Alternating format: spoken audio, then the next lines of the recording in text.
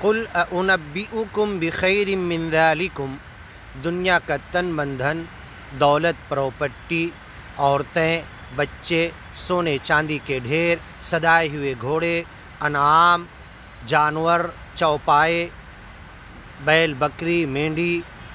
حرث، کھیتیاں، یہ سب جو تمہارے لیے زُیِّنَ لِلنَّاسِ حُبُّ الشَّہَوَاتِ مِنَ النِّسَاء، تمہارے لیے جو سجا دی گئی ہے، اور اللہ نے اس دنیا کو سجاوٹ سے گھیر دیا ہے، جنت کو ناپسند چیزوں سے گھیر دیا ہے، جہنم کو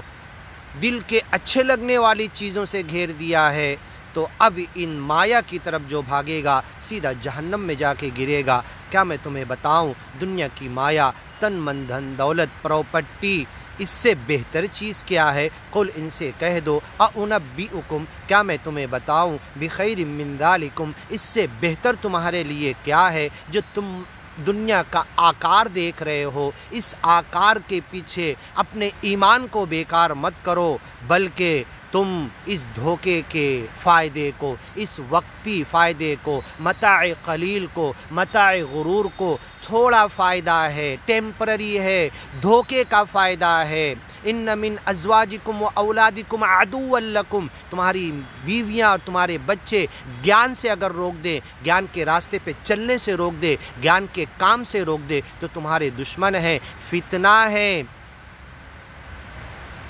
تو تم ان تمام دنیا کے جنجال، جال اور جھمیلے کے اندر رہتے ہوئے گیان اور ایمان کا کام کرو۔ بتاؤں میں تمہارے لیے کیا بہتر ہے؟ اُنَبِّئُکم، کیا میں تمہیں خبر کروں، بِخَیْرٍ مِّن ذَلِکُم، یہ پوری دنیا کی مایا سے بہتر کیا چیز ہے؟ لِلَّذِينَ اتَّقَوْا، اپنے مالک سے ڈرنے والے کے لیے، جو اپنے مالک کا وڑک لیے، اس کے اوپر